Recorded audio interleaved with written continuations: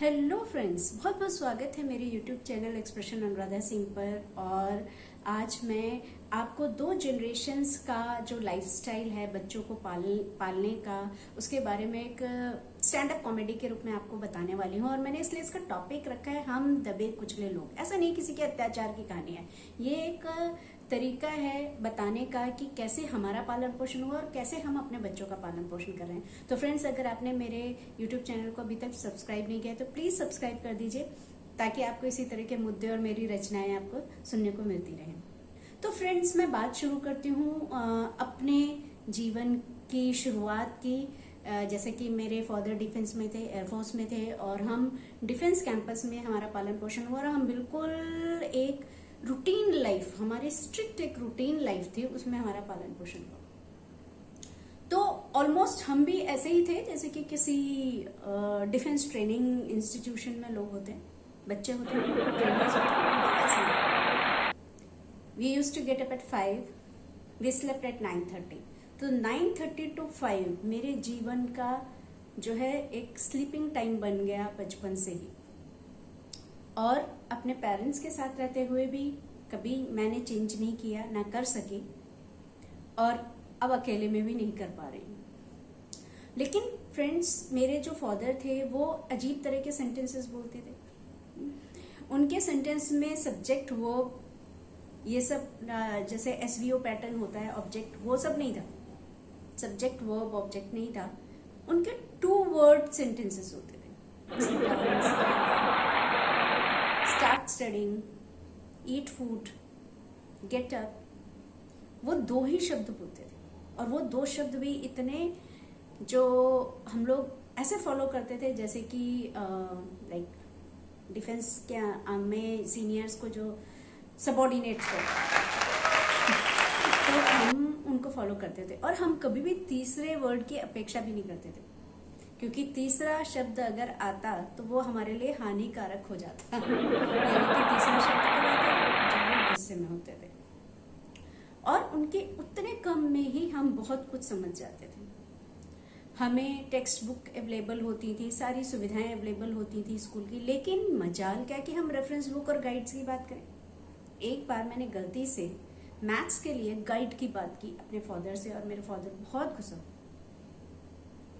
Like he से practice करो, क्या जरूरत है गाइड की, गाइड्स में सॉल्यूशन दिए होते हैं, फिर तुम नहीं करोगे, अपने आप डिपेंडेंट हो जाओगे, ये वो। So that kind of thing कि we were not given, like we used to go to school by our cycle. लेकिन ऐसा माना जाता था कि लग्जरी अगर हमने बच्चों को दे दी तो बच्चे जो है बिगड़ जाएंगे।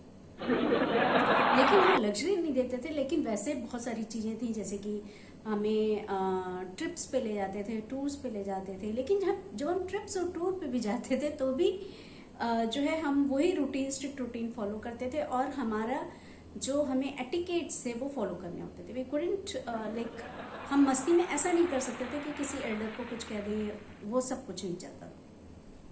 इनरेस्ट कोर ऑफ आवर हार्ट कहीं ना कहीं लगता था हम तभी कुछ इनरेस्ट कोर ऑफ आवर हार्ट। लेकिन हाँ, ये भी था कि हमारे पेरेंट्स हमें बहुत प्यार करते हैं, लेकिन इनरेस्ट कोर ऑफ हार्ट में था ये चीज।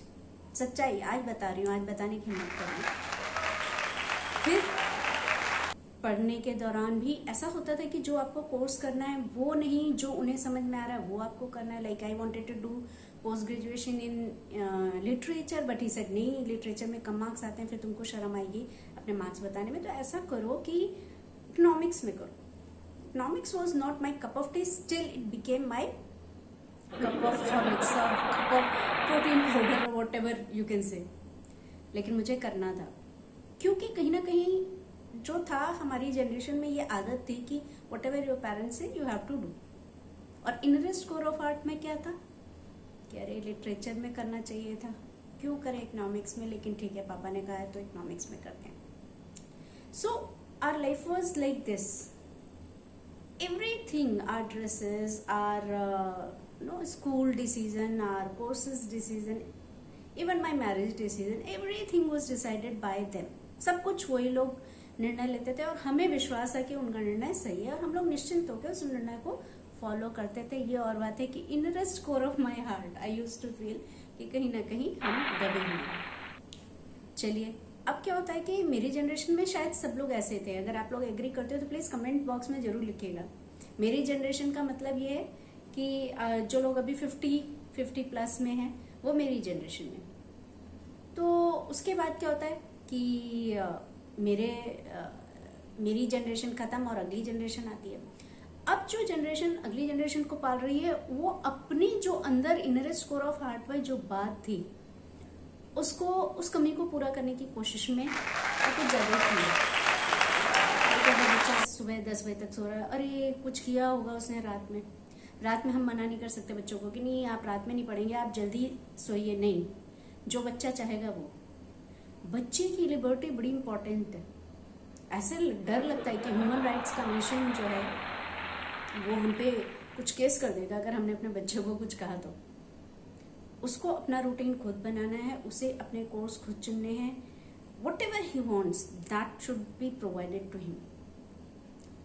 वो 5 सब्जेक्ट में ट्यूशन पढ़ना चाहता है, वो ऑनलाइन ट्यूशन पढ़ना चाहता है या ऑफलाइन ट्यूशन पढ़ना चाहता है, वो कौन सी रेफरेंस बुक चाहता है, वो कौन सी गाइड चाहता है, वो क्या करियर बनाना चाहता है, we are readily accepting everything. और इनरेस्ट कोर ऑफ माई हार्ट हम क्या फील करते हैं कि आज भी, पहले हम अपने से बड़ी जनरेशन से दबे हुए थे और आज हम अपनी से छोटी जनरेशन से दब रहे हैं।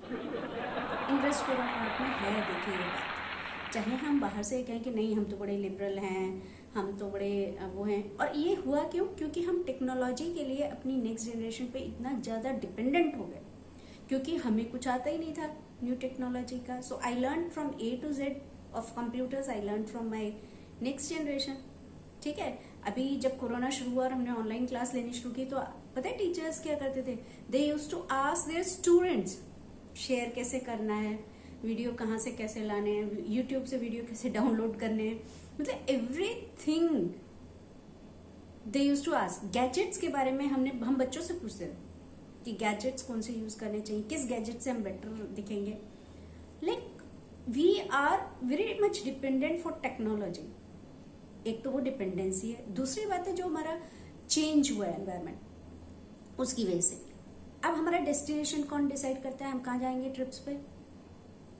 हमारे बच्चे। हम किस होटल में खाना खाएंगे? हमारे बच्चे।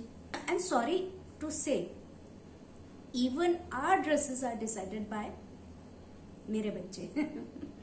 यानी कि हुआ क्या कि दिखाने को तो हम अभी कहते हैं कि हम बहुत लिबरल हैं, हम तो अपने बच्चों से पूछ के करते हैं, अंदर ही अंदर हम घुटते हैं, हम सोचते हैं कि अरे जब हम छोटे थे हम तो ऐसे करते थे, वो हमारे बच्चे ऐसे करते। जनरेशन गैप का सिस्टम आ गया। आज का बच्चा अगर अपना बर्थडे अपने दोस्तों के साथ सेलिब्रेट करता है तो बड़ी संतुष्टि हम लोगों को महसूस होती है, बच्चा अपना फ्रेंड्स के साथ एंजॉय कर रहा है। Yes, we feel. Why not with parents? Why with friends only? These are some questions which I wanted to bring forward. और ऐसा है तो 2 जनरेशन में, हम जब पिछली जनरेशन में थे और यंग जनरेशन थे तो भी हम किसी के अंडर थे और आज भी हम किसी के अंडर हैं। एट दैट टाइम जो हमारा समाज था उसे कहते थे पुरुष केंद्रित समाज था, कि जो पुरुष घर का डिसाइड करता था वही होता था। आज बालक केंद्रित समाज हो गया, यानी कि जो बच्चा डिसाइड करेगा वो। पता नहीं यानी कि हम कहाँ गए, हमारा तो कोई अस्तित्व ही नहीं रहा, हम तो रह गए दबे कुचले टाइप। वहां पे भी हमें करना था, यहाँ पे। लेकिन आप एक डिफरेंस और समझिएगा कि पिछली जनरेशन में कितना भी हम अपने पेरेंट्स के अनुसार चलते थे फिर भी हम 100% सोचते थे कि हमारे पेरेंट्स हमसे बहुत प्यार करते हैं। आज की जनरेशन फिर भी डाउटफुल रहती है, उसको उसके पेरेंट्स पूरा लिबर्टी दे रहे हैं, पूरा उनके लिए सब कुछ कर रहे हैं, पूरे सपोर्टिव हैं, but still they have doubt about their parents. ज्यादा सुसाइड इस बात के लिए कि मेरे पेरेंट्स ने मुझ पर ध्यान दिया ना, आज की जनरेशन कर रही है, पिछली जनरेशन नहीं करती थी। लेकिन जनरेशन कोई भी हो, माता पिता का हमेशा सिर्फ एक ही एम होता है, हमारे बच्चे खुश रहें, हमारे बच्चे सफल हों और हमारे बच्चे हमेशा उन्नति करते हैं। तो ये पिछली जनरेशन में भी था, पिछली जनरेशन में था, लेकिन पिछली जनरेशन के साथ भी इनरेस्ट कोर ऑफ माई हार्ट, हृदय के किसी न किसी कोने में ये था हमारे अंदर कि हम अपने निर्णय खुद नहीं ले पाते, और आज भी ये है कि हम अपने निर्णय खुद नहीं ले पाते और हमें अपने बच्चों के अनुसार चलना पड़ता है। तो अगर आप मेरी बात पर सहमत हो तो प्लीज़ आई एग्री लिखिए, और अगर असहमत हो तो बताइए कि क्यों असहमत है, ये आपके ऊपर डिपेंड करता है। और मुझे आशा है कि आपको मेरा वीडियो पसंद आया होगा। Thanks a lot.